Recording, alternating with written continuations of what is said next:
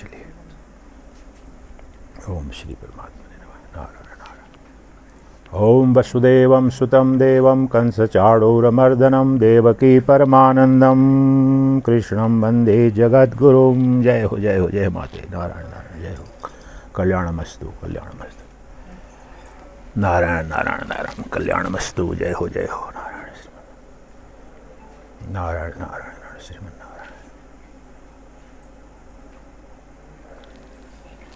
कृष्णं जगद्गुरुं। नारायण नारायण नारायण। जय हो जय श्रीमन्नारायण नारायण नारायण। जय हो जय हो। नारायण नारायण श्रीमन्नारायण नारायण नारायण। जय हो जय हो जय हो माता। जय हो। ओम नारायण नारायण। जय माते जय माते जय माते जय नारायण।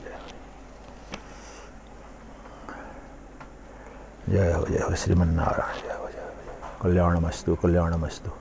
ओम श्रीमन्नारायण। ओम श्रीमन्नारायण नारायण। जय हो जय हो जय हो जय हो श्रीमन्नारायण श्रीमन्नारायण। जय हो।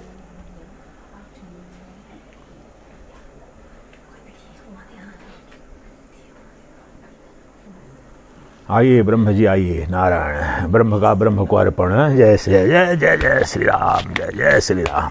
रुको इधर रुको इधर। यहीं पर रुको।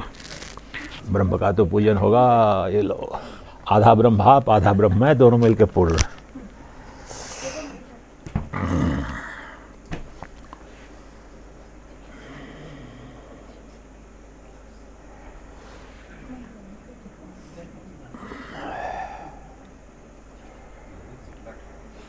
ओम ओम ओम। कृपया मोबाइल साइलेंट मोड में डालें या स्विच ऑफ करें। ओम श्री परमात्मने नमः।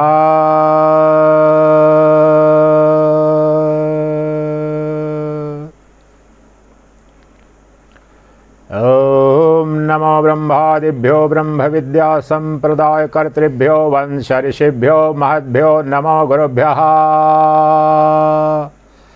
सर्वोपप्लवरहितः प्रज्ञानघनः प्रत्यगर्थो ब्रह्मैवाहमस्मि।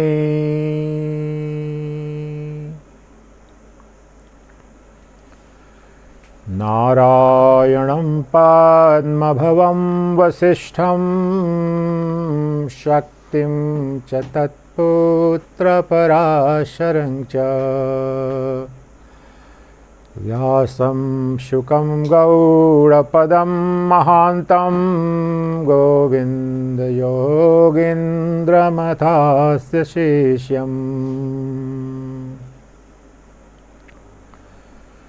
श्रीशङ्कराचार्यमथास्य पद्मपादं च हस्तामलकं च शिष्यम्। तं त्रोटकं वार्तिककारमन्यान् अस्मद्गुरून् सन्ततमानतोऽस्मि।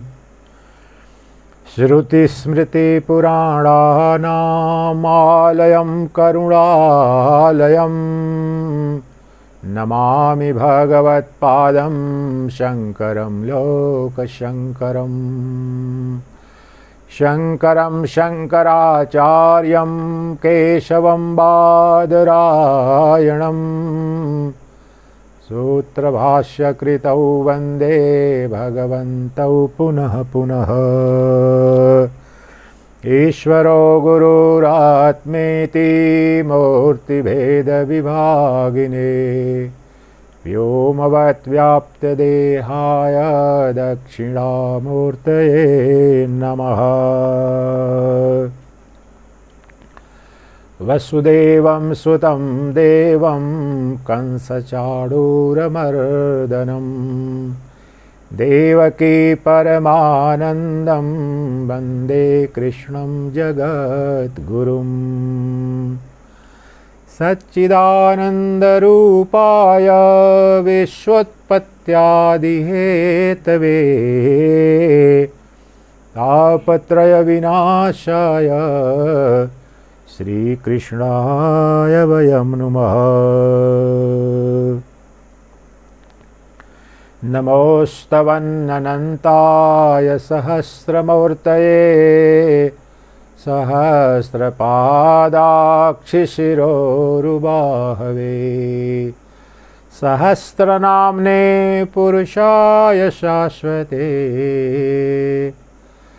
सहस्रकोटि युगधारिणे नमः।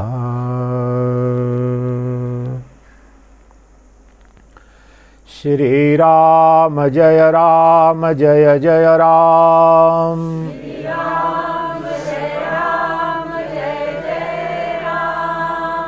श्री राम जय जय राम।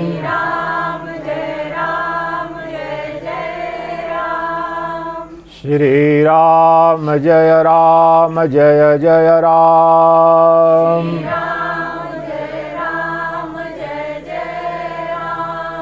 बोलो राजा रामचंद्र भगवान की जय। बोलो कृष्णचंद्र भगवान की जय। बोलो सच्चिदानंद घन भगवान की जय। बोलो हारा हारा महादेव। ओम हरि ओम तत्सत्। सर्वं मंगलम भवतु।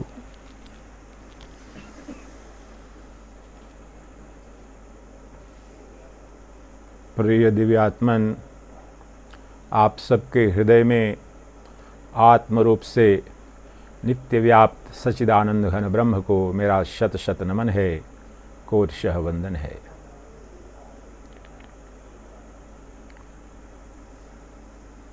आज इस 8 दिवसीय श्रीमद् भगवद गीता ज्ञान यज्ञ का अंतिम दिवस है, 8वां दिवस है, पूर्णाहुति है। तो हम ये ध्यान योग या आत्म संयम योग नामक जो 6वां अध्याय है श्रीमद् भगवद गीता का, उस पर हमने श्रवण मनन चिंतन निधिध्यासन प्रारंभ किया था। और आज 2 श्लोक लेंगे, 31 और 32, जिसमें श्रीमन्नारायण के, श्री विष्णु के पूर्णावतार भगवान श्री कृष्ण ने ब्रह्मदर्शन, सर्वत्र सर्वदा ब्रह्मदर्शन, ब्रह्मनिष्ठा, पराभक्ति, परायोग की महाविद्या की पूर्णाहुति की है। पहले श्लोक से लेकर जिसमें उन्होंने कहा कि वह योगी, वह सन्यासी नहीं है जो निरग्निर हो गया और अक्रिय हो गया। श्रेष्ठ सन्यासी, श्रेष्ठ योगी तो वह है जो समस्त कर्म बिना उसके फल की आसक्ति, फल की आशा के जो करता है, वह श्रेष्ठ योगी है, श्रेष्ठ सन्यासी है। क्यों फल की आशा न रखना श्रेष्ठ सन्यास है? समस्त अज्ञान और अज्ञान जनित भवरोग, भवबंधन, दुख, ये सब के सब वासना जनित, संकल्प जनित वासना, वासना जनित अज्ञान और अज्ञान जनित वासना, इट्स अ विशेष सर्कल। अज्ञान जनित वासना और वासना जनित अज्ञान, जो असत्य में, मिथ्या में तत्व का हो बोध करता सब प्रतीत होता है, जो असत्य है, जो है ही नहीं, पंचेंद्रियों के विषय रूप यह जो प्रपंच है, पंचभूतों से बना और पंचेंद्रियों का जो विषय है, ये कल्पना है, प्रपंच मात्र है, असत वस्तु है। तो इसमें कल्पना से सुख मिलता है कहीं? कल्पना के पानी से प्यास बुझती है क्या? कल्पना के भोजन से, फोटो के भोजन और भोजन के फोटो से कहीं भूख मिटती है क्या? हमारे सभी जीवों के अंदर जो दुखों की आत्यंतिक निवृत्ति और परमानंद की प्राप्ति, जो शाश्वत मूलभूत अंतर्भूत जो कामना है, हम में से कोई, ब्रह्मा से लेकर चिट्टी पर्यंत कोई भी जीव कभी भी लेस मात्र भी दुख नहीं चाहता है, रोग नहीं चाहता है, मृत्यु नहीं चाहता है, सबके सब अमरत्व चाहते हैं, अखंड अद्वितीय अनंत आनंद चाहते हैं, अमरत्व चाहते हैं, आनंद चाहते हैं, प्रेम चाहते हैं, ऐश्वर्य चाहते हैं। लेकिन यह मिल नहीं पाता है, मिल नहीं पाता है अज्ञान के कारण। उस तत्व का, सत्य का, जो सच्चिदानंद घन स्वरूप, जो परम तत्व है, जो पदार्थ है, एकमात्र सदवस्तु है, परमात्मा या भगवान या ईश्वर या कृष्ण नाम नहीं है, नाम मात्र नहीं है। यह एकमात्र सदवस्तु है, एकमात्र वह पदार्थ जिसे प्राप्त कर, जिसका रसास्वादन कर आपको परम तृप्ति हो जाती है, पाने को कुछ शेष नहीं रह जाता है। तो यात्रा इस निमित्त प्रारंभ हुई थी और आज 2 दिनों से, तो हम 3 दिनों से लगभग उस ब्रह्म का, उस सच्चिदानंद घन ब्रह्म का, जो कृष्ण कह रहे हैं कि मैं ब्रह्मांड के सभी भूतों, सभी प्राणियों, सभी जीवों की आत्मा के रूप में, उनके मन बुद्धि में अर्थात अंतःकरण में, हृदय में नित्य विद्यमान हूँ।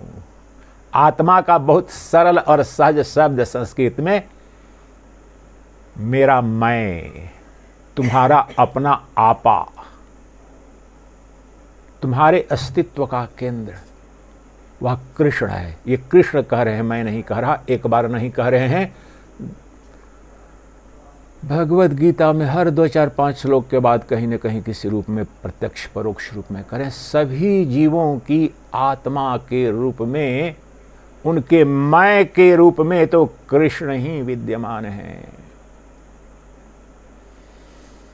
और बाहर में क्या है?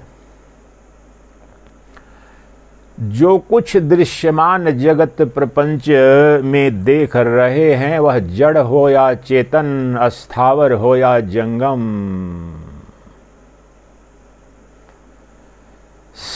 सबकी जो सिद्धि करने वाला कोई न कोई दृष्टा चाहिए, देखने वाला, जानने वाला चाहिए।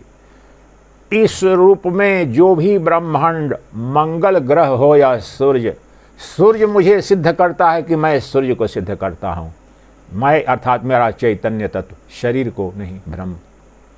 शरीर तो आया है, शरीर जाएगा, उसके पहले से अनादिकाल से सूर्य है, लेकिन मेरा जो चैतन्य तत्व है, जो मेरा आत्म तत्व है, वह सूर्य का भी जन्मदाता है। वह सूर्य मुझ चैतन्य में ही स्थित है और ऐसे अनंत सूर्य आएंगे, जाएंगे, विलीन हो जाएंगे, लेकिन मैं अजर अमर अविनाशी एक सच्चिदानंद घन स्वरूप, जो चैतन्य आत्मा, जो अद्वितीय है, अनंत विभक्त से प्रतीत होते हुए जीवों में, अरबों खरबों जीवों में अनंत आत्माएं नहीं हैं। उपाधि भेद से उन्हें जीवात्मा कहते हैं, लेकिन वह जो आत्मा है एक अद्वितीय है। जिस प्रकार से घटाकाश घट उपाधि से, मठाकाश मठ उपाधि से और अनंताकाश उपाधि से मुक्त होकर के है, उसी प्रकार से वह परम पुरुष, चैतन्य पुरुष, योगेश्वर श्री कृष्ण सच्चिदानंद घन ब्रह्म, जो चैतन्य सत्यचित आनंद स्वरूप है, उपाधि के कारण वह शिव ही जीव सा प्रतीत हो रहा है। वह नारायण ही नर नारी के रूप में प्रतीत हो रहा है। उपाधि तादात्म्य का उच्छेदन करो अभी, और यहीं उस प्रकट हो गया, अनुभूति में आ गया। इसी की कोशिश हो रही थी और कल तक हमने, और इसे ही मोक्ष कहते हैं, इसे ही निर्वाण कहते हैं, इसे ही सदगति कहते हैं, इसे ही वैकुंठ लोक गमन कहते हैं, इसे ही गोलोक धाम गमन कहते हैं। जो भक्ति मार्ग के लोग हैं, जो सायुज्य सामीप्य सालोक्य मुक्ति में शास्त्र वर्णित वो मुक्ति है, अपने आराध्य के साथ जाते हैं, उनके लोक में रहते हैं इस कल्प तक, और फिर उनके साथ चले जाते हैं परम धाम को, जो श्रीमद् भागवतम का, समस्त वैष्णवों का जो परम धाम है, परम पद है। वैष्णव अर्थात भक्त लोग, जिसे परम पद कहते हैं, परम धाम कहते हैं, ब्रह्मज्ञानी जिसे निर्वाण कहता है, आत्म साक्षात्कार ब्रह्मनिष्ठा या मोक्ष कहता है, योगी जिसे ईश्वर प्राणिधान की अनुभूति समाधि कहता है। इसी एक श्लोक में जो अगला लेने जा रहा हूं, और मेरा मनमानी ही नहीं है, आदि शंकर जो अद्वैत वेदांती हैं, शुद्ध अद्वैत वेदांती हैं, आप में से बहुतों को, इस देश दुनिया में बहुतों को ये भी भ्रम है कि ये तो ब्रह्म सत्यम जगन मिथ्या जीवो ब्रह्मैव नापरः कहने वाले हैं, और इस जगत को पूरा का पूरा मिथ्या कहते हैं, और कहते हैं कि अद्वैत वेदांत के माध्यम से जीवात्मा का परमात्मा से एकत्व की सिद्धि के सिवाय कोई मोक्ष का मार्ग नहीं है। मैं बिना कुछ कहे उनका जो भाष्य संक्षिप्त में जो अगला श्लोक जो परमात्मा दर्शन का, मुक्ति का, मोक्ष का, वैकुंठ धाम का है, देखना उनकी निष्ठा तीनों विधियों से एक श्लोक में ही किसी भी छेड़छाड़ किए बगैर वैष्णव को पहुंचाते हैं परम धाम, परम पद। जो विधि मैं अपना रहा था, शंकर यही, बिल्कुल आदि शंकर यही कर रहे हैं। दृष्टि वहां पर अधिकारी भेद से, मार्ग भेद से, लेकिन तत्व एक मिलता है, भक्त को मिलता है, वह जो परम वैष्णव पद। ये शंकर के शब्द हैं, आप सुनेंगे।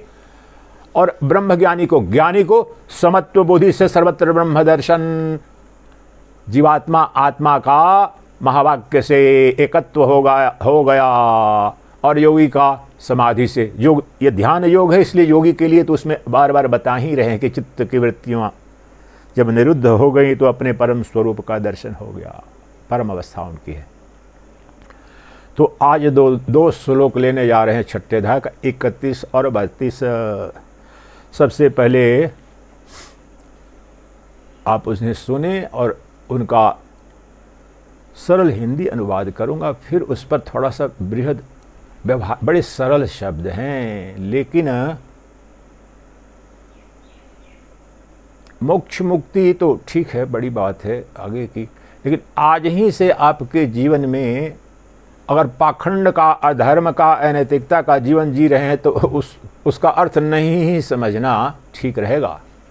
क्योंकि पल पल पर आप नारायण होंगे, आपके सामने आज जो दर्शन कराएंगे श्री कृष्ण, कीड़े से मकोड़े में, दुरात्मा से महात्मा, स्थावर जंगम सर्वत्र कृष्ण है। तो बोलते हो ना, पाप कर्म छुप करके कर लेता हूँ। छुपने का कोई, सृष्टि का कोई एक स्थान नहीं, कोई अणु नहीं, कोई परमाणु नहीं, कोई कण नहीं, कोई क्षण नहीं जो ईश्वर से, परमेश्वर से, कृष्ण से मुक्त है, रिक्त है। कैसे करोगे? तुम्हारे हृदय में बैठे हुए हैं, तुम्हारी आत्मा के रूप में देखने की शक्ति कृष्ण की है, तुम्हारे जीव भाव की नहीं है। भ्रम मत रहना। तुम्हारा जड़ जो मन बुद्धि शरीर सब जड़ हैं, जड़ हैं, प्रकृति उत्पन्न जड़, जैसे पत्थर है, पानी है, वायु है, ये सब इनकी देखने जानने की क्षमता नहीं है। इन्हें जो सिद्ध करता है, जो जानता है, हम आप जानते हैं, हम चेतन तत्व हैं। वह चेतन ही आत्मा है, वही परमात्मा है, वही ब्रह्म है। चेतन की अनुपस्थिति दिखाओ। तो पहले श्लोक आप सुने, और दो काम और करेंगे आज। दो ही श्लोक हैं। 13वें अध्याय का अंत में एक श्लोक लूंगा, जहां सर्वत्र बाह्य चल रहे हैं, खा रहे हैं, हंस रहे हैं, रो रहे हैं, झगड़ रहे हैं, ब्रह्म का दर्शन कराएंगे।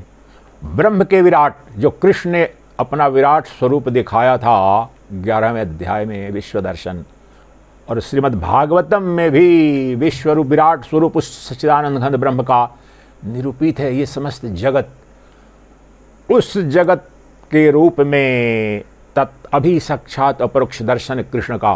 13वें अध्याय का 13वां श्लोक लेंगे, उससे पूर्णाहुति करेंगे। और आज थोड़ी पूर्णाहुति है तो 5-10 मिनट कम से कम, हो सके तो 15 मिनट, ये सब 2 घंटे के अंदर ही संपन्न करेंगे। उसकी अनुभूति करेंगे, वह जो परम विश्रांत प्रशांत मन में जो नित्य उपलब्ध वह परम तत्व है। इसके साथ समापन करेंगे। तो आइए ये 2 श्लोक जो आज ले रहे हैं, 31 और 32।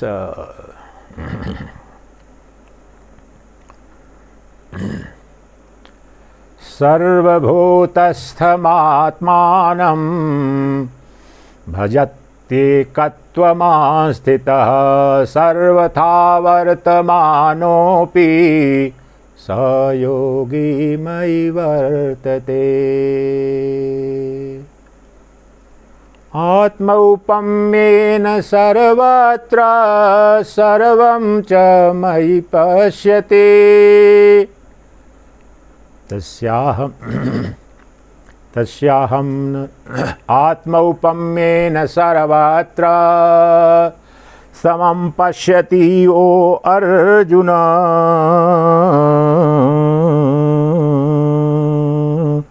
सुखं वा यदि वा दुःखं स योगी परमो मतः।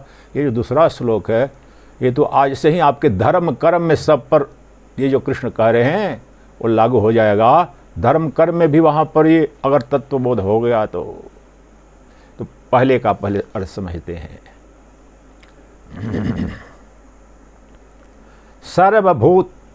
सर्वभूत स्थितं यो माम भजत्येकत्वमास्थितः। शब्द पर ध्यान दें।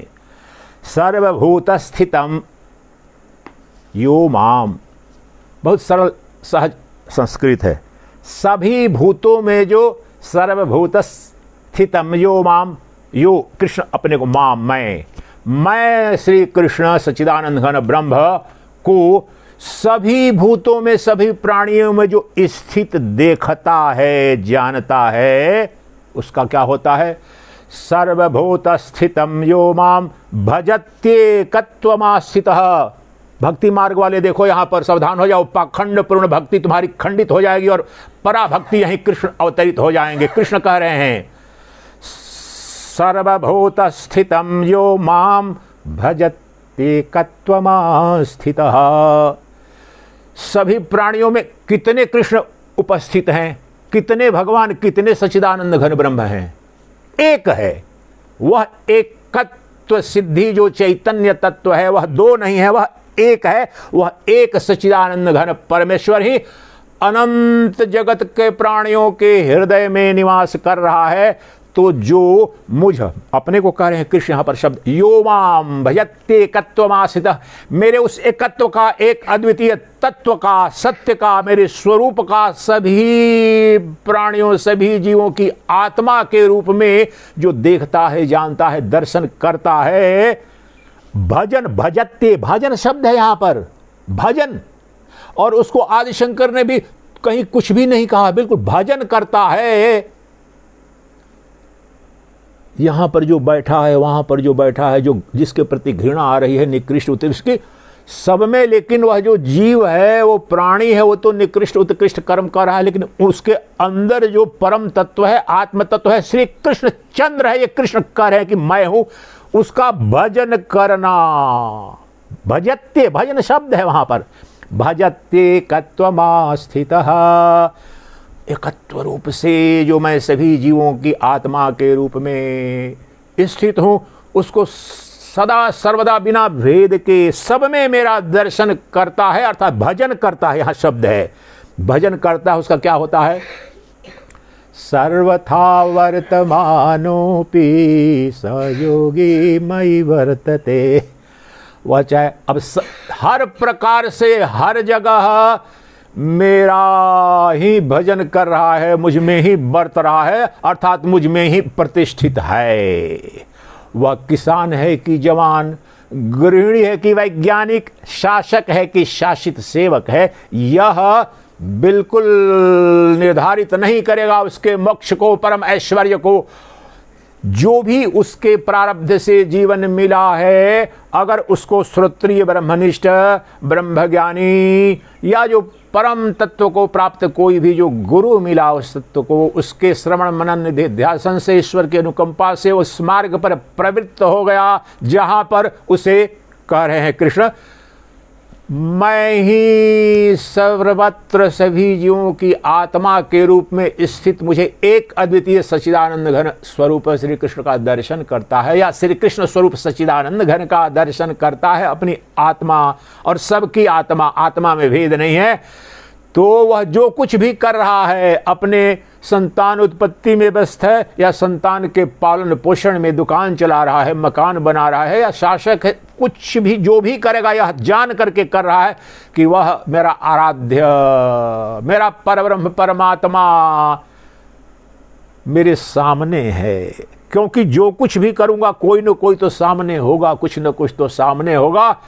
तो नित्य अखंड अनन्य भक्ति घटित हो गई और वह परम योगी है, श्रेष्ठ योगी है, अर्थात मुक्त योगी है।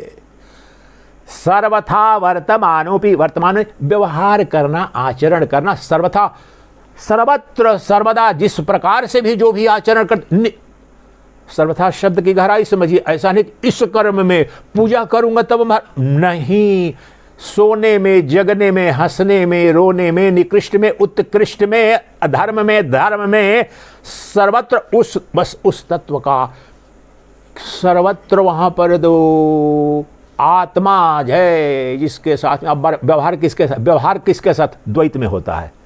अद्वैत में कोई व्यवहार नहीं होता। अद्वितीय ब्रह्मनिष्ठा हो गई ज्ञान। तो व्यवहार माता के साथ, पिता के साथ, पत्नी के साथ, संतान के साथ, मित्र के साथ, शत्रु के साथ, जड़ का चेतन के साथ, वहां पर जो द्वैत जगत आपको अज्ञान की अवस्था में प्रतीत सा हो रहा है, वहां कृष्ण, वहां सच्चिदानंद घन ब्रह्म सबका आत्मा है। आप सबके सब एक एक यहाँ पर बैठे हैं नर नारी के रूप में। आपके अंदर आत्मा अर्थात अपना आपा, अर्थात आम भाषा में जो देख रहा है, जान रहा है, अनुभूति कर रहा है, वह और कोई नहीं, वह सच्चिदानंद घन ब्रह्म है, वह निर्गुण निराकार ब्रह्म है। और वैष्णव का वही श्री कृष्ण चंद्र है, दूसरा कोई नहीं है। कृष्ण कह रहे हैं। अब बताओ तुम कैसे और कब तुम्हारे आंखों से ओझल हो जाएंगे और किस बर्ताव में, किस व्यवहार में कृष्ण का दर्शन न होगा। कृष्ण ने कहा है नहीं, मुस्लिम के आत्मा में नहीं होगा, क्रिश्चियन के आत्मा में नहीं होगा, पशु के आत्मा में नहीं होगा, निकृष्ट के नहीं, बिल्कुल नहीं। वहां पर उत्कृष्टता निकृष्टता तो पंचभूत का, धर्म का है। तत्व दृष्टि से आत्मा तो सबकी मैं ही हूं। और आत्मा देखने वाला, सरलतम समस्त वैदिक वाङ्मय का अध्ययन करो। एक वाक्य धरिक ब्रह्म दृश्यमायेति सर्व वेदांत निश्चय। देखने वाला ब्रह्म है और दिखने वाली उसकी माया है। माया अर्थात माया की परिभाषा क्या है? माया की सरलतम परिभाषा जान लीजिए तो फिर कुछ बिल्कुल जानने को शेष न रह जाएगा। माया की जो अस्तित्व में है ऐसा लगता है कि है लेकिन है नहीं, इसको माया कहते हैं। दर्पण ऐसे लेता हूं, उसमें दिख रहा हूं मैं। अभी देखिए ये कर रहा हूं, रिकॉर्डिंग कर रहा हूं, तो आप भी दिख रहे हैं, ये भी दिख रहा है, लेकिन इसमें है क्या कोई?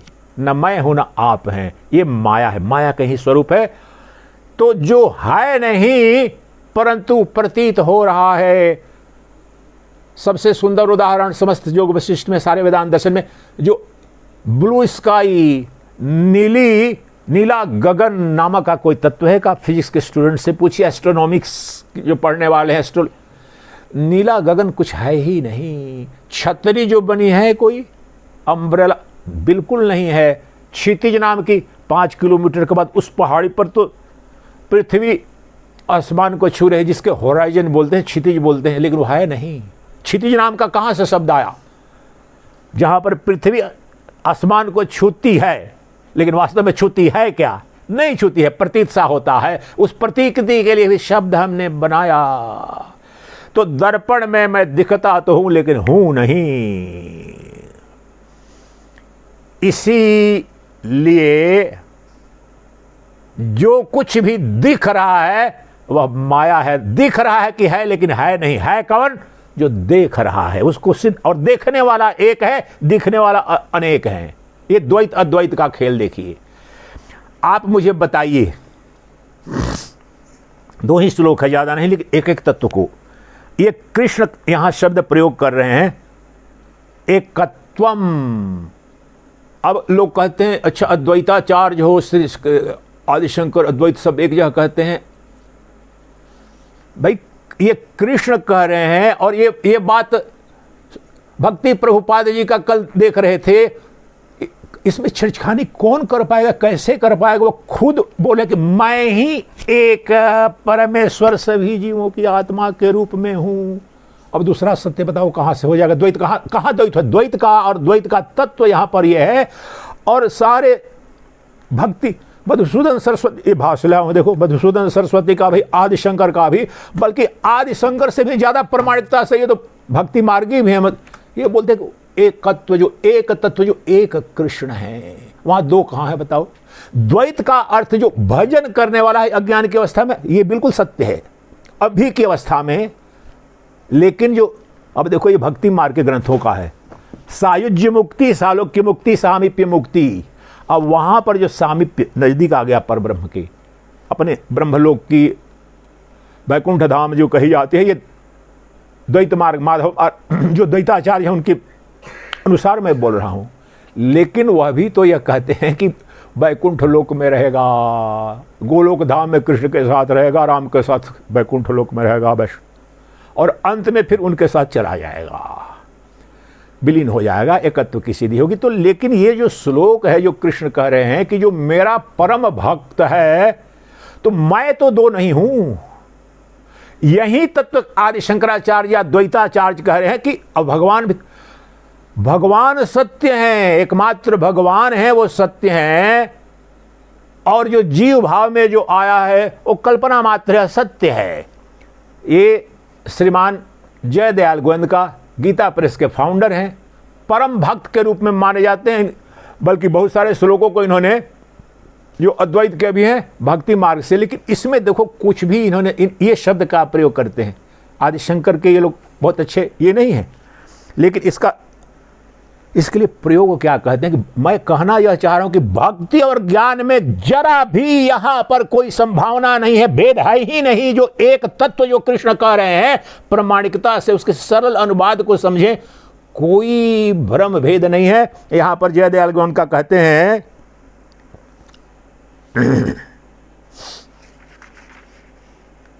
उनको श्री राम के भी दर्शन हुए थे, आप लोगों को पता होगा। बहुत दिव्य आत्मा थे, साधारण आत्मा नहीं थे, बहुत, और अध्ययन भी किया था अच्छा खासा। तो अब ये जो मैंने बताया जो 31वां श्लोक, 31वां श्लोक प्रारंभ करने के पहले जो पंक्ति जो कह रहे हैं, उस पंक्ति को सुनो, अपने जयदयाल गोविंद का कह रहे हैं, भक्ति द्वारा भगवान को, ये देखो पंक्ति, भक्त जो श्लोक मैंने बताया उसकी प्रामाणिकता, उसके अर्थ को समझो, यही पराभक्ति, पराज्ञान, ब्रह्मनिष्ठा सब हो जाएगी। भक्ति द्वारा भगवान को प्राप्त हुए तथा सांख्य योग द्वारा परमात्मा को प्राप्त हुए पुरुष के लक्षण और महत्व का निरूपण। दोनों देखो, प्राप्ति एक हुई, सांख्य योग अर्थात ज्ञान योग, यहां पर सांख्य योग कहा जाता है अद्वैत वेदांत को। भगवद गीता में जो सांख्य योग है ना, वो सांख्य कपिल मुनि वाला सांख्य योग नहीं है। जो सांख्य दर्शन पढ़ाया जाता है विश्वविद्यालयों में, वो स्वतंत्र दर्शन है, उसमें पुरुष और प्रकृति दो है। यहाँ जो सांख्य दर्शन भगवद गीता में वो सांख्य दर्शन है, वह सांख्य दर्शन जो ब्रह्म है वो परम सत्य है, और माया उसी की शक्ति है। पुरुष और प्रकृति से कहते हैं, जड़ और चेतन। तो ये जयदयाल गोविंद का भी कह रहे हैं कि यहाँ पर जो कृष्ण जो कह रहे हैं कि जो व्यक्ति, जो पुरुष, जो योगी, जो साधक है, जो भक्त, मुझ एकत्व को, मेरे एकत्व को, मैं एक अद्वितीय जो सच्चिदानंद घन ब्रह्म हूं, सभी जीवों की आत्मा के रूप में हूं, ऐसा देखता है, सब में देखता है, तो भजता है। और मुझे कहाँ भजता है? सभी जीवों के अंदर। अब भजते फोटो नहीं है, कैसे पूजा कृष्ण की होगी? बांसुरी वादक की सुंदर मूर्ति लाओ, पैसा नहीं है प्रभु मेरे को दान दो। अरे सर्वत्र कृष्ण ही देख रहा है और दिख रहा है, उसकी माया, उसकी छाया दिख रही है, और छाया के अंदर से देखने वाला है साक्षात कृष्ण है। और ढूंढ रहे हो, कहाँ कहाँ ढूंढ रहे हो? कौन सी मूर्ति सृष्टि में? पैसे वाले कुछ लोग हैं, इस्कन के बहुत सारे अरबपति, जो कुछ अमेरिकन, मुझे याद है, वो एग्जीक्यूटिव बिजनेस क्लास की टिकट बुक कराती है अपने वो कृष्ण भगवान के लिए। अब उसकी परम भक्ति ठीक है, उस पर कोई प्रश्न चिन्ह नहीं उठा रहा हूं, लेकिन उससे बहुत, उस मूर्ति बाथरूम में तो जाती होगी, बिजनेस क्लास में बुक कराया 2 लाख 3 लाख रुपए का टिकट, लेकिन कृष्ण की जो मूर्ति है वो बाथरूम में तो जाती, वहां तो नहीं ले जाएगी ना। लेकिन यह जो विधि बताया जा रहे हैं, सोने में, जागने में, बाथरूम में जाने में, हंसने में, बढ़ने में, कृष्ण का इसलिए एक शब्द बोला, सर्वत्र सर्व प्रकारेण भजन, जो कृष्ण का मेरा कैसे करो, मुझे सबकी आत्मा के रूप में तुम जानो और हूं। तो ये अगर विधि जान गए तो तुम्हारी अखंड भक्ति हो गई, अनन्य भक्ति, अन्य, और यही परा ज्ञान हुआ, यही ब्रह्म ज्ञान हुआ, आत्मज्ञान हुआ। और ये समाधि की विधि से तो कर ही रहे हैं आकर के वहां पर चित्त की वृत्तियां। अब भक्त दूसरे का चिंतन नहीं करेगा अपने भगवान का, और भगवान शब्द रूप से चिंतन मन में ही नहीं, अब बाहर भी दिख रहा है। अभी तक तो अंदर, अब मुझे नग्न दिख रहा है परमात्मा। बाहर में अगर जगत दिखेगा तो अंदर में भगवान दिखेंगे, ये भ्रम है। इसलिए पाखंड होता है, बोलते हैं अरे बड़ी कठिनाई है महाराज, जब तो कराते हो तो वहां चले जाते हैं, लेकिन घर पर जाने पर उस हमारा दुश्मन दिखता है, छोरियां की शादी दिखती है, छोरा न फीस देना। ये सब चूंकि अंदर बाहर आप खंडित रूप से आपकी प्रारंभिक यात्रा के लिए है, लेकिन जब सर्वत्र सुख में, दुख में, अपमान में, अपमान में, वह जो देखने वाला है वह निर्मल नित्य निर्गुण निराकार, वही जो सगुण साकार के रूप में समस्त जगत के रूप में अभिव्यक्त होता, वह सच्चिदानंद घन ब्रह्म है, वह कृष्ण का है, वह मैं ही हूं। तो जयदयाल गोविंदकार ने भी क्या कहा, भक्त के लिए भगवान प्राप्ति का और सांख्य योगी अर्थात शंकर मत वाले अद्वैत वेदांती के लिए परमात्मा दर्शन की ये विधि है। दोनों मार्गों से प्राप्त कौन हो रहा है, यहां इधर से चंडीगढ़ से मंडी होकर के इस रूट से भी आ सकते हैं, इधर से शिमला होकर के पहुंच कहां गए, एक ही जगह पहुंचोगे।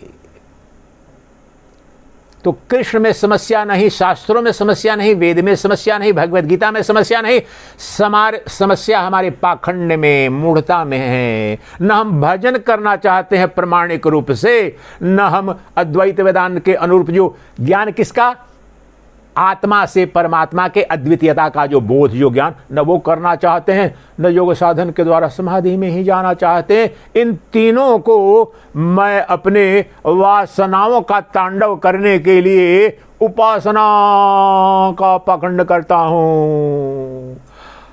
मेरा जो राम है वो मेरी काम की पूर्ति का हथकंडा। अब भी आया, उसके 1 मिनट पहले सोचा कि शेयर करूं, नहीं किया। अवधूत सन्यासी हुए स्वामी नित्यानंद, अमेरिका में रहते थे, काले काले उनको अवधूत थे। ये जो बातें आपके समक्ष कह दिया, इंग्लिश में लिखा गया था, पोस्ट इसलिए शेयर नहीं किया, नहीं कि बहुत बड़े संत थे। नित्यानंद का जाकर बीमार, उनका हजारों लाख दुनिया भर में गणेशपुरी वाले कहलाते हैं, महाराष्ट्र में गणेशपुरी शायद या गुजरात में, उनका बहुत बड़ा आश्रम वो अभी भी, और अमेरिका में बहुत दिन रहते। अवधूत बिल्कुल नग्न से भी, काले काले। वो यही पेड़ा व्यक्त की कि आज तक मेरे जीवन में हजारों लाखों लोग आते थे। 70-80 के दशक में स्वामी नित्यानंद अवधूत सन, जितने मेरे पास आए, जितने भक्त आए, लाखों करोड़ों की भीड़ लगती है, लेकिन वास्तव में तत्व रूप से देखा भगवान के लिए कोई नहीं आया है, तत्व के लिए कोई नहीं आया है। आते हैं अपनी क्षुद्र कामनाओं की पूर्ति। इंग्लिश में है, इंग्लिश में है, मैं किसी को शेयर किया हूं, फिर शेयर कर दूं। अपनी क्षुद्र वासनाओं की पूर्ति के लिए आते हैं, अपनी जो तुच्छ समस्याएं हैं उनका निराकरण के लिए आते हैं। और जो मैं उस दिन बोला था ना कि मच्छर को मारने के लिए AK-47 नहीं चलाते, यही बात कही है दूसरे रूप में। अरे तुम मूर्ख, एक मछली को पकड़ने के उस महासागर के लिए सारे सत्कर्म दुष्कर्म करे हो, परेशान हो, जबकि तुम्हारे पास वह समस्त महासागर ही उपलब्ध है। यही वह कह रहे हैं कि तुम्हें वह परम ऐश्वर्य, परम वैभव ब्रह्म ज्ञान के द्वारा, भक्ति के द्वारा उपलब्ध होने वाला है। लेकिन बोलता है कि सुंदर पत्नी दिला दे, धनवान पति दिला दे, एक मकान दिला दे, दुकान दिला दे। अरे मूर्ख, ये जो रहने वाला ही नहीं है, तुम्हें तो वह दुकान दिला सकता है कि सृष्टि के फिर और कोई दुकान या कुछ भी पाने को न रहेगा। वह पत्नी दिलाएगा, वह प्रियतमा दिलाएगा, जिसका आनंद, जिसका ऐश्वर्य, जिसका सौंदर्य नित्य बढ़ता जाएगा, नित्य बढ़, और नित्य रूप से तुम्हारी आत्म रूप से वह परम प्रियतम, परम प्रियतमा वो भगवान है और कोई नहीं है भक्त के लिए। और सच्चिदानंद घन स्वरूप है, अद्वैत वेदांती के लिए, योग मार्गी के लिए वह ईश्वर है जो प्राणिधान में समाधि से चित्त की वृत्तियों निरुद्ध हो जाने पर उसका दर्शन होता है। बताओ कहाँ समस्या है। अब शंकराचार्य के भाष्य देखो, आपको सारे शंकराचार्य के बारे में कि ये तोड़-मड़ोड़ के ये कर देते हैं, वो कर देते हैं, अद्वैत वेदांती हैं। आप बताना अब वैष्णव के बारे में इन्होंने क्या कहा, इसी श्लोक की व्याख्या इन्होंने क्या की है, संक्षेप में सबसे सरलतम की है। चुपचाप पहले सुन लीजिए कि क्या कहते, सरलतम बिल्कुल, और तीनों मार्गों से 2 वाक्य में ही पहुंचा दिया वहीं पर। आदि शंकर का भाष्य जो बताया भी, सर्वभूत स्थितम यो मां भजते कत्वमास्थितः सर्वथा वर्तमानोपि सयोगी मयि वर्तते। कह रहे हैं एकत्व भाव में स्थित हुआ जो पुरुष, संपूर्ण, अपुरुष नारी भी लेना, यहां पुरुष का तात्पर्य नहीं है, जोगी साधक भक्त पुरुष, एकत्व भाव में स्थित हुआ। एकत्व भाव क्या हुआ? प्राइमरी का क्लास चलेगा तभी ब्रह्म विद्या होगी, इसलिए 1 to 1 होती थी। अब ये आप जान लें, ये सारी विद्याएं 1 to 1 दी गई है ताकि शिष्य पूछ सके। आया कथा सब चला, हजारों लाखों गए, कुछ नहीं करेगा। एकत्व का तात्पर्य निश्चित रूप से कुछ लोग बताएंगे। यहां पर जो कह रहे हैं कि जो, चलो पहले इनको सुन लो। एकत्व भाव में स्थित हुआ जो पुरुष संपूर्ण भूतों में स्थित मुझ वासुदेव को भजता है।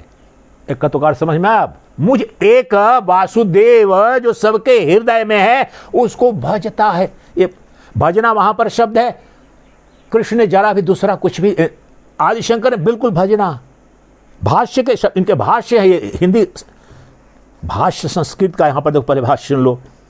इति एतम पूर्व श्लोकार्धे सम्यक् अनुपम तत्फलम अभिधीयते सर्वथा सप्रकारे सर्ववर्तमानः अपि सम्यक्दर्शी योगी मयि वैष्णवे परमे पदे वर्तते नित्य मुक्त एव सन मोक्षम प्रति केनचित् प्रतिबद्धते।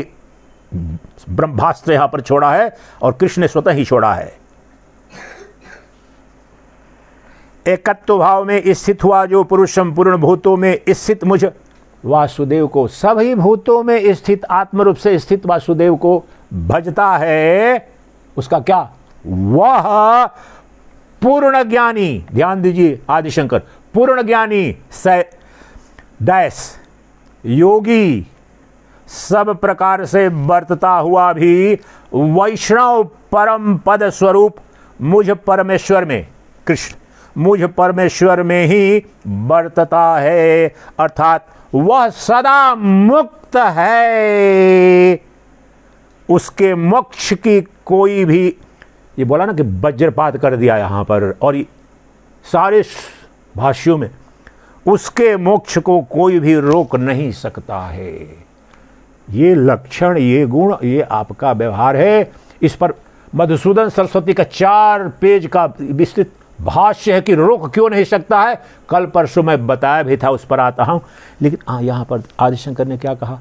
तीनों मार्गों से एकत्व भाव से जो सबके हृदय में परमात्मा है उसको जो भजता है, तो वह पुरुष या वह, वहां पर भजने वाला तो भक्त हुआ, और यहां पर जो सांख्य विधि से, ज्ञान की विधि कि सबके हृदय में वह जो है वही मैं हूं, जीवत्व का एकत्व का, चैतन्य दृष्टि से आत्मदृष्टि से एकत्व है, जड़ में भेद है, तो ज्ञान उसे कहते हैं आदिशंकर की परंपरा से। तो दोनों विधियों से तू दोनों विधियों से तू जो अगर भक्त है तो भक्ति कर ले, ज्ञानी है तो ज्ञान की दृष्टि तत्व वही है, और योगी है तो समाधि में चला जाए। इसलिए दोनों का यहां पर स्वतः भाष्य में बोल रहे हैं, ये वहां पर नहीं है। लेकिन तीनों के साथ, तीनों विधियों से वह पूर्ण ज्ञानी जो योगी भी, वही योगी भी है, योग की विधि से भी वहां पर पहुंच गया, तो क्या होगा? वह सर्व प्रकार से बरता हुआ, मैंने क्या बोला, द्वैत में जितने बर्ताव, what ever you interact with, behave with, जो भी बर्ताव हो रहा है जड़ के साथ, चेतन के साथ, शत्रु के साथ, उसको वर्तना कहते हैं, व्यवहार करना होता है। ये हाथ उठ रहा है नीचे, ये बर्ताव है, ये भी बर्ताव है। बर्ताव हो रहा है।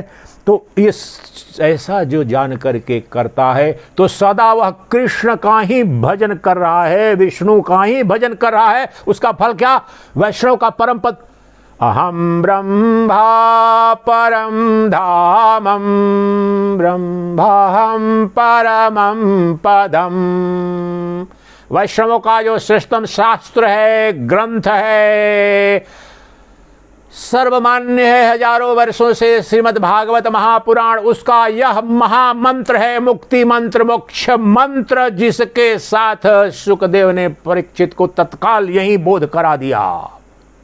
परम पद, परम धाम, वही वैष्णव मत के अनुसार वाला परम धाम भी है और कृष्ण की वाणी से कही जा रही है। वैष्णवों के तो आराध्य हैं।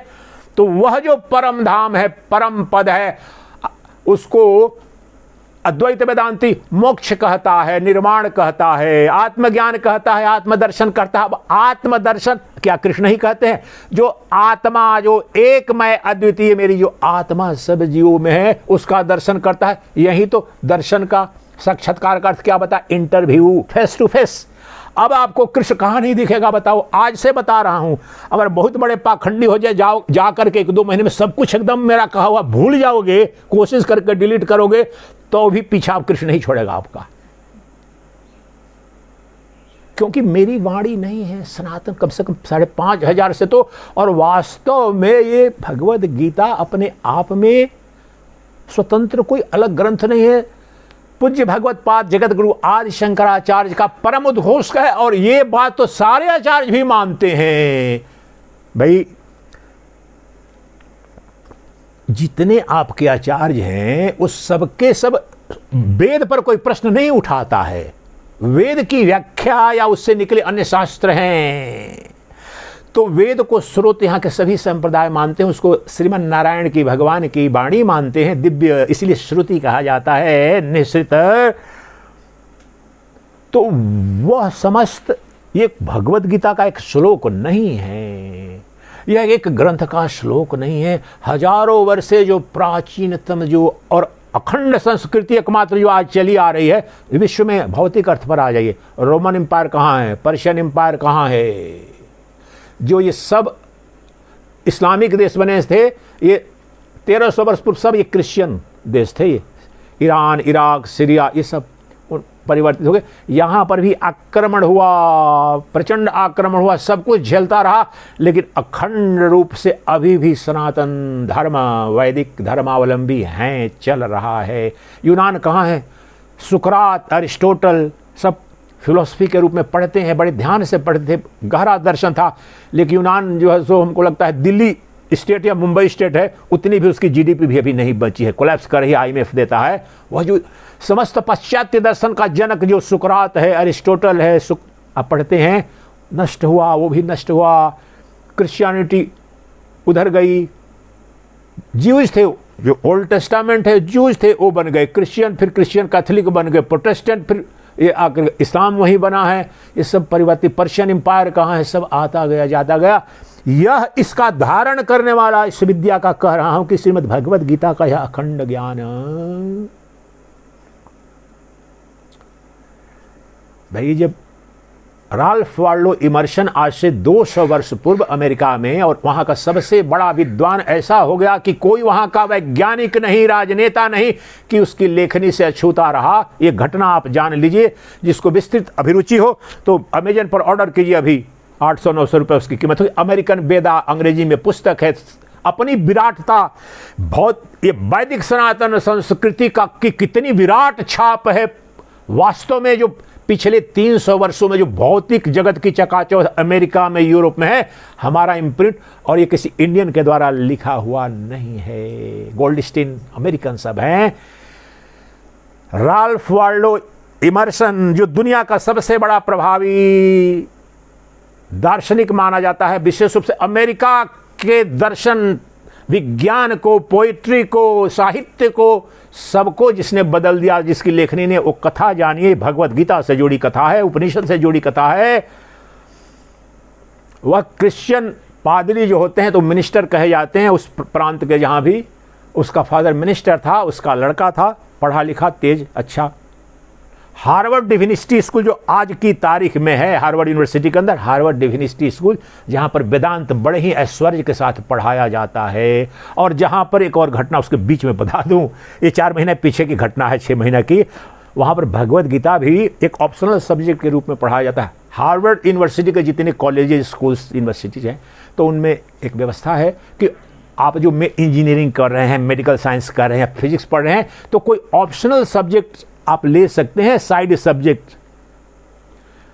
गुजरात की या महाराष्ट्र की कोई एक लड़की गई थी, धनवान की बेटी थी, 4-5 करोड़ रुपया दे दिया, हार्वर्ड यूनिवर्सिटी से अंग्रेजी कर रही है। भैया क्या है, बहुत सारे आजकल भारत में लोग हैं जिनके पास 10-20 करोड़ रुपया ना दे सकते हैं, बेटी हमारी आ गई हार्वर्ड से पढ़ के, वहाँ पर पढ़ रही थी, और ऑप्शनल सब्जेक्ट उसने, और उसका पिता पढ़ा हुआ आदमी नहीं था, जो टिपिकल लाला जी होते हैं ना, पंजाबी लाला जी, पैसा तो उसके पास, लेकिन खुद पढ़ा लिखा कुछ खास था नहीं।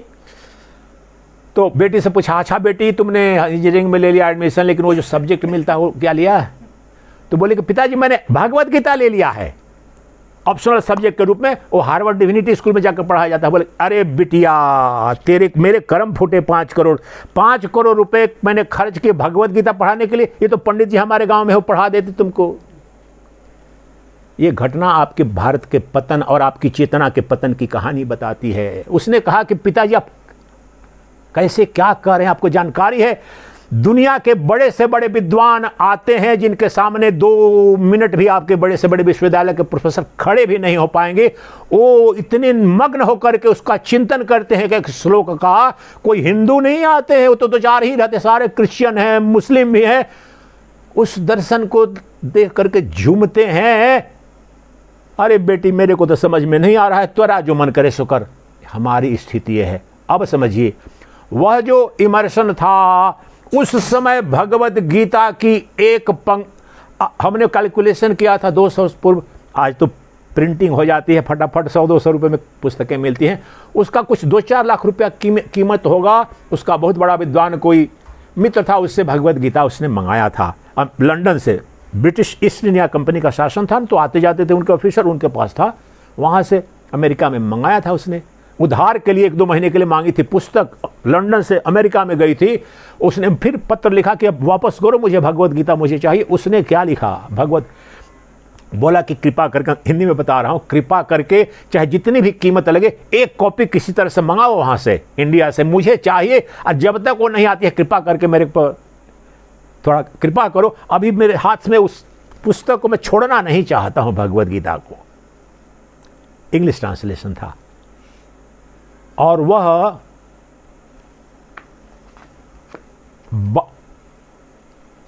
22 या 23, उस समय भी बहुत बड़ा प्रभावी लेखक था। जो लिखता था तो बहुत फंडामेंटल ओरिजिनल थिंकिंग करता था। सारे वहाँ के वैज्ञानिक, राजनेता सब खलबली मच जाती थी। तो उसको बुलाया गया, वहीं का स्टूडेंट रहा था, 2-4 साल के बाद ही उसके बहुत प्रभावी चिंतक हो गया। तो उसको बुलाया गया हार्वर्ड विश्वविद्यालय में, हार्वर्ड डिविनिटी स्कूल में, यहाँ से पास हुआ था। गेस्ट एनुअल लेक्चर होते हैं ना, बड़े सबसे महत्वपूर्ण होते हैं, उस साल के सबसे महत्वपूर्ण लेक्चर में बुलाया गया। उसने जो कुछ भी बोला सब उपनिषद बोला, विष्णु पुराण का सबसे पहला यूरोप में, अमेरिका में जो ट्रांसलेशन करा था, इमर्सन ने करवाया था।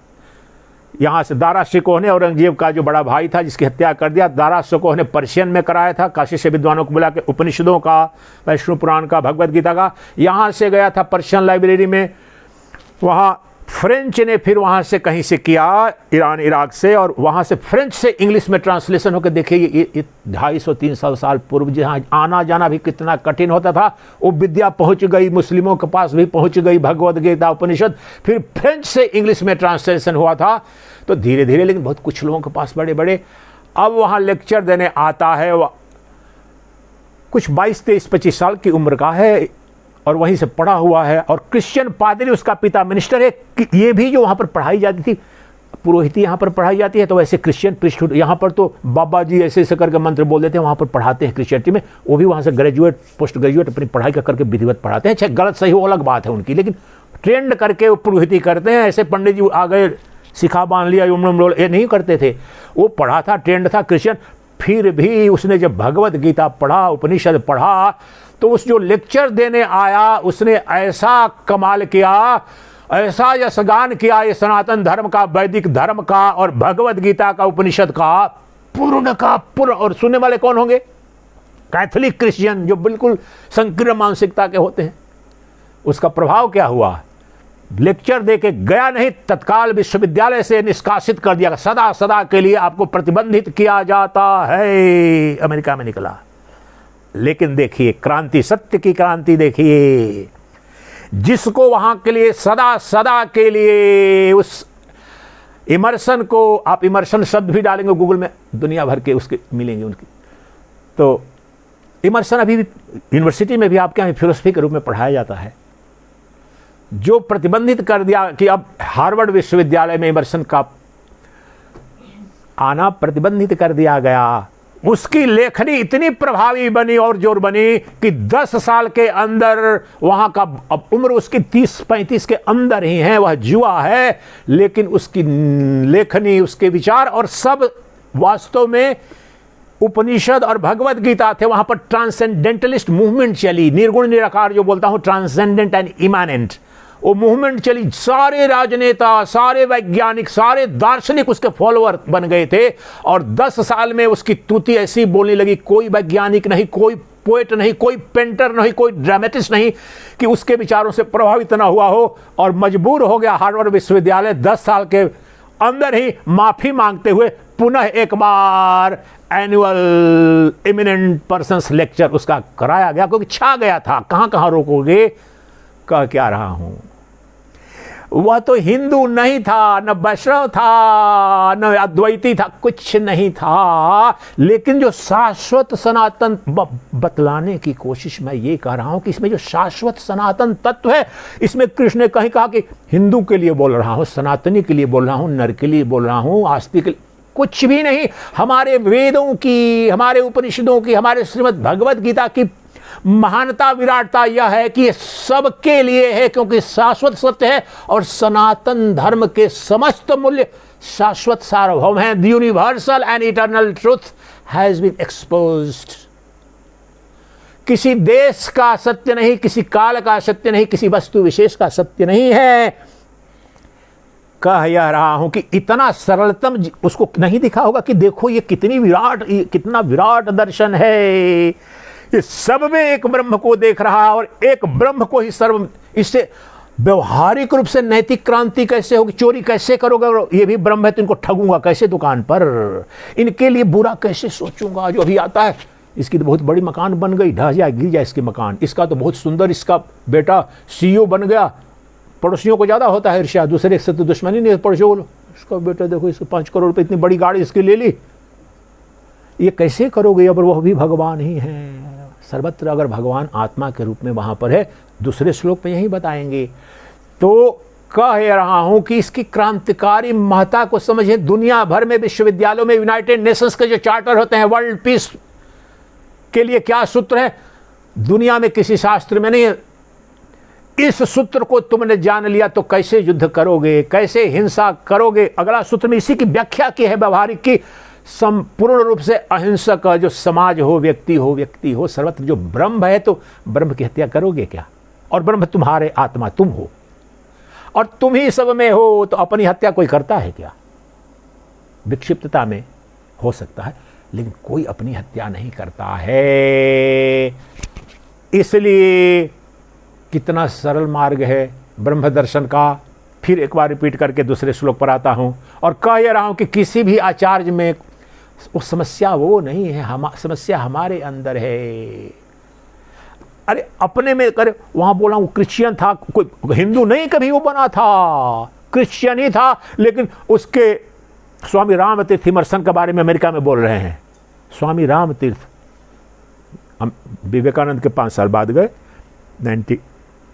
1901 में 1 साल वहाँ पर रहे थे। वहाँ पर इमर्सन के बारे में बोल रहे हैं। वेस्टर्न फिलोसफी पढ़ी थी, लाहौर यूनिवर्सिटी मैथमेटिक्स का प्रोफेसर छोड़ के गया, 32 साल। वो बोल रहा है कि Emerson was the most self realize person. उसका जो अभी बता रहा हूँ पशु पक्षी में, इमर्सन का जो बेड था, कमरा था, उसका कई पुस्तकें हैं बहुत बेस्ट सेलिंग, आप लोग उस तरह की पढ़ाई लिखाई शायद की नहीं आप लोगों ने, तो अब ऐसे लोग भी पढ़ते हैं। उसका पौंड करके नोबेल है, वो जंगल में जाकर रहने लगा ये सब पढ़ के। जो यहाँ ऋषि करते थे ना, अपना उसका लैंड था, लैंड वगैरह था, धनवान था, जा करके जंगल में रहने लगा। थोरो का नाम आप लोगों ने सुना है, अगर विश्वविद्यालय में कोई पढ़ाई की तो सारे सब्जेक्ट में थोरो जो वेस्टर्न थॉट के रूप में, वो उसका चेला था इमर्सन का।